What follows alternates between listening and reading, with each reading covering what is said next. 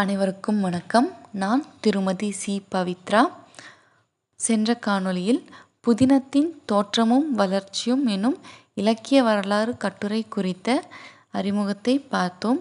அதைத் தொடர்ந்து புதினத்தின் அமைப்பு முறைகள் எப்படி இருக்கணும் அப்படின்னு சில வரையறைகள் காணப்படுது. அது குறித்து இந்த பதிவில் விரிவாக காணலாம். நம்ம சென்ற காணொளியே சொல்லியிருந்தோம், புதினம் அப்படிங்கிறது ஒரு கதை இலக்கியம்.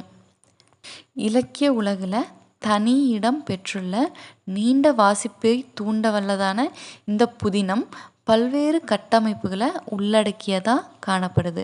அது என்னென்னு பார்த்தோன்னா, கதைக்களம், கதைக்கரு, கருப்பொருள், கதை பின்னல், கதாபாத்திரங்கள், இதெல்லாம் ஒரு புதினத்திற்கு முக்கியமானதாக விளங்குது. அது குறித்து நாம் விரிவாக பார்க்கலாம். முதல்ல கதைக்களம்.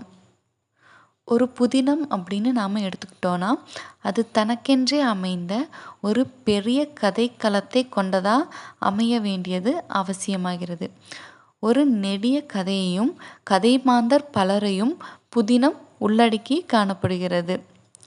தனி மனிதனின் சிக்கல்கள் மற்றும் சமுதாய சிக்கல்கள் அப்படின்னு மனித வாழ்க்கையோட பல பகுதிகளையும் சித்தரித்து காட்டுவதற்குரிய நிகழ்களமாக புதினத்தின் கதைக்களம் நமக்கு காணப்படுகிறது.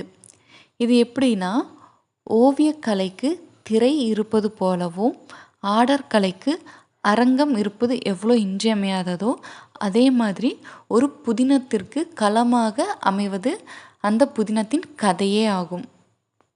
இப்படி ஒரு புதினம் எழுதணும்னா அதற்கான கதைக்களம் மிகவும் முக்கியம். அதை தொடர்ந்து கதைக்கரு. ஒரு படைப்பிற்கு அடித்தளமாக அமைவது அந்த கதையோட மையக்கரு. இதை தீம் அப்படின்னு ஆங்கிலத்தில் சொல்லப்படுது.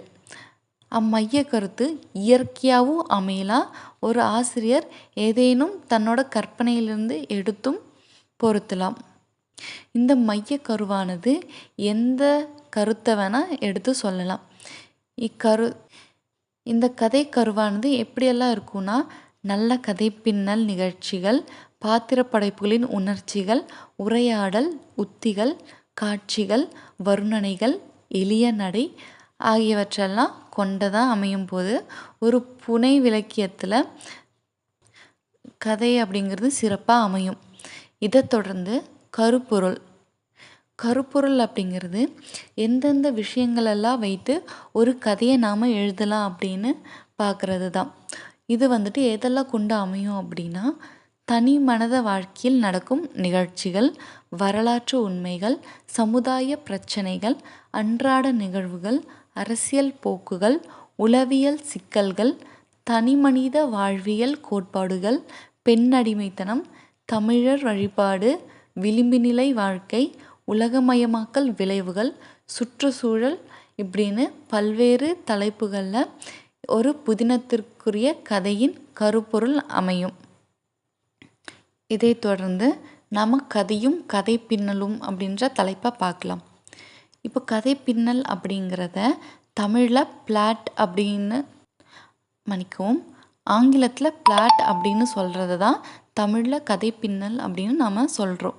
இந்த கதை பின்னலானது ஒரு கதைக்கு வடிவ அழகை தருகிறது. கதையில் வரும் நிகழ்ச்சிகளை இயல்பாக நடக்கக்கூடிய நிகழ்ச்சிகளை ஒன்றோட ஒன்று கோர்த்து வரிசையாக கொடுக்கக்கூடிய விதமாக இந்த கதை பின்னல் அமையுது. இந்த கதை பின்னலானது நிகழ்ச்சி கதை பின்னல், செறிவு கதை பின்னல் அப்படின்னு 2 வகையாக அமையுது. நிகழ்ச்சி கதை பின்னல் அப்படிங்கிறது ஃப்ளெக்சிபிள் பிளாட். இது எப்படி இருக்கும் அப்படின்னு பார்த்தோன்னா, கதையில் இடம்பெறும் நிகழ்ச்சிகள் ஒன்றுக்கொன்று தொடர்பற்றதாகவோ அல்லது பொருத்தமற்றதாகவோ அமைந்திருக்கும். இதுதான் நிகழ்ச்சி கதை பின்னல். அடுத்து செறிவு கதை பின்னல் அப்படிங்கிறது ஆர்கானிக் பிளாட். இந்த வகை கதை பின்னல் எப்படி இருக்குன்னா, நிகழ்ச்சிகள் ஒன்றோடு ஒன்று காரிய தொடர்புடையனவாக இருக்கும். அந்த மாதிரி ஒரு நிகழ்ச்சியோட முடிவானது அடுத்த நிகழ்ச்சிக்கு தொடக்கமாகவோ காரணமாகவோ அமையப்பெறும். இவ்வாறு அமைந்த புதினங்கள் படிக்கிறதுக்கு விறுவிறுப்பாகவும் சுவை தரக்கூடியதாகவும் காணப்படும். இவ்வாறு ஒரு புதினம் எப்படி எழுதணும் அப்படிங்கிறதுக்கு சில அமைப்பு முறைகள் காணப்படுது. இனி அடுத்து வரும் காணொளியில் புதினத்தின் வகைகள் குறித்து காணலாம். நன்றி.